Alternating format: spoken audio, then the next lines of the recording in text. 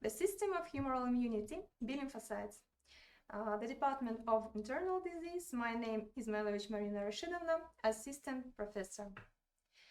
And we start talking about the humoral immunity, this type of immunity. That includes two types. It's specific and non-specific immune response.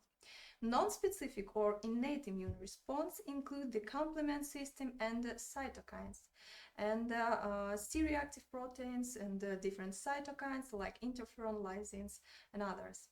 And the second type is specific immune response or adaptive, that perform B lymphocytes. And today we will analyze the structure and functions and differentiation of B lymphocytes. B cells or B lymphocytes are typically small lymphocytes measuring about 8 and 10 microns in diameter. B cells originate from polypotent stem cells located in the bone marrow. The mature B cells express specific surface proteins, as you can see on these slides, and these proteins include CD19, is the pan-B cell marker essential for all types of B cells. CD20, involved in B cells activation and proliferation. CD21 receptors for complement components. CD38, expressed on activated B cells and plasma cells. CD40, important for T cells dependent activations of B cells. Of course, B cell receptor, a membrane-bound immunoglobulin that binds specific antigens. And of course, IgM and IgD receptors. The B cell receptor is the transmembrane protein on the surface of the B cells. And the B cells receptor is composed of two parts, as you can see. The first is the membrane-bound immunoglobulin molecule of one isotype, one of 5 types, IgM, IgA, G, D, or E, with the exception of the presence of a transmembrane alpha helix. They're identical to their secreted forms. And the next is a signal transduction moiety, a heterodimer called Ig alpha and Ig beta, or CD79, bound together by disulfide bridges. Each member of the dimer spans the plasma membrane and has a cytoplasmic tail bearing an immunoreceptor tyrosine-based activation motif. Now we talk about the differentiation of B lymphocytes. There is a 2 stages of differentiation. The first stage, antigen-independent differentiation, occurs in the bone marrow and does not depend on the introduction of a foreign agent into the body. And the second stage is an antigen-dependent differentiation, occurs in secondary lymphoid organs and is triggered only when an antigen enters the body. Talk about the antigen-independent differentiation in bone marrow. B cells mature in the bone marrow through several stages. Here you can see the first stage, pro-B cells. It's the early stage with the limited surface markers. It's only CD19.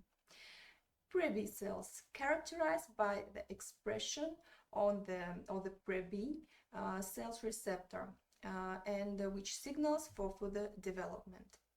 Next stage, immature B cells express IgM on their surface, undergo negative selection to eliminate self-reactive cells. Next stage is mature naive B cells, leave the bone marrow expressing both IgM and IgD receptors and circulate through peripheral lymphoid tissues. And this process involves negative selection to eliminate self-reacting B cells, ensuring central tolerance. An antigen-dependent differentiation. After the maturation, all B cells migrate to secondary lymphoid organs such as the spleen and lymph nodes.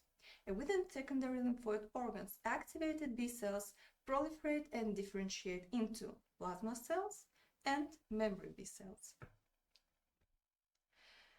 There is a population of B lymphocytes. All B lymphocytes divide on B1 cells and B2 cells. B1 cells have the CD5 surface markers. These cells located in abdominal and pleural cavities, omentum and tonsils. And B1 cells perform the main function in production natural antibodies like IgM and cytokines, which helps modulate immune responses, quickly react to pathogenic microorganisms. B2 cells contain surfaces markers like CD19, CD20, 22, and specific Ig receptors, or receptors for immunoglobulins. CD2 widely distributed throughout the body, particularly in secondary lymphoid organs like lymph nodes and the spleen. And upon encountering specific antigens, B2 cells become activated through their immunoglobulin receptors, and these cells, B2 cells, mature into plasma cells and memory B cells. And now we're talking about populations of B lymphocyte. There are three types. The first type, so-called naive B lymphocytes. It is non-activated B cells that have not come into contact with the antigens. They are polyspecific and have a weak affinity to many antigens. Next type is plasma cells, are mature effector cells that produce specific antibodies to an evented antigens. And memory B cells are long-lived clones of B cells that stores all the information about the invaded antigens. They provide a rapid immune response and long-term immunity. And functions of B lymphocytes. The first, antigen recognition. It means that B cells recognize soluble antigens through their BC receptor. Each B cell is specific to a particular antigen due to the unique structure and its B cell receptor. Next function is activation. Upon binding to an antigen, B cells undergo activation, which often requires help from T cell helper cells. And this interaction is crucial for full activation and differentiation into effector cells. The next function is differentiation. Activated B cells proliferate and differentiate into plasma cells and memory B cells. The next one, antibody production. Plasma cells produce various types of antibodies or immunoglobulins, including 5 classes: IgM, IgG, immunoglobulin A, E, and D, and each serving different functions in immune defense. And the last one, antigen presentation. B cells can also act as a professional antigen presenting cells, processing and presenting antigen to T helper cells via major histocompatibility complex class 2, which is essential for T cells activation. Thank you for attention.